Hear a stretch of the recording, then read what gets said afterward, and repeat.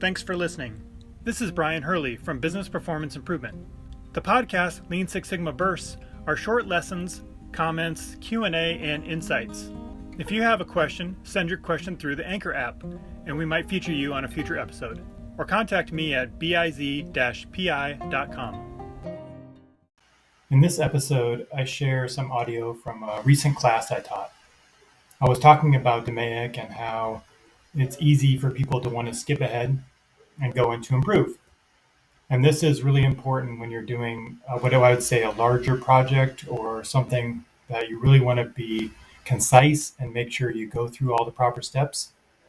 For any kind of general improvements, we can try and experiment with small incremental changes. That is a good opportunity where you can apply improvement right away. But anything where we're stepping back and looking at the full process, trying to go through a lot of more rigor, collecting data, and especially a project that's very important to the business or organization, we want to follow some kind of structure like DMAIC as a framework. So I just wanted to clarify that before you hear this little clip. Let me pause for a moment to tell you about our sponsor, Creative Safety Supply. Creative Safety Supply is a great resource for free guides, infographics, and continuous improvement tools. I recommend starting with their 5S guide.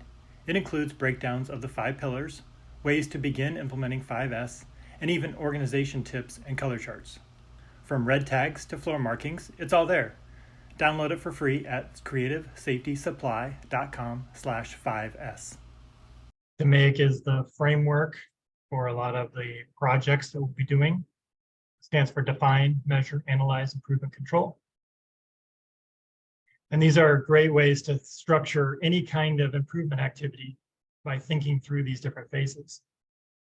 Really helps you make sure you jump ahead too much. What phase do you think people like to go to first? Improve, right? It takes so long to get to improve. Why don't we just jump right to it and get something done, right? Management is great at asking, when are you going to have something done? And we want to respond with some kind of solution right away. But in this model, it says there's 3 steps ahead of that. Define and measure and analyze. So before we get to improve, we have to go through those steps. Because what we're trying to do is not just do an action or improve something or change something or modify something. We actually want to fix something and make it better. So if we just do actions and they don't result in some kind of improvement, it's a waste of time.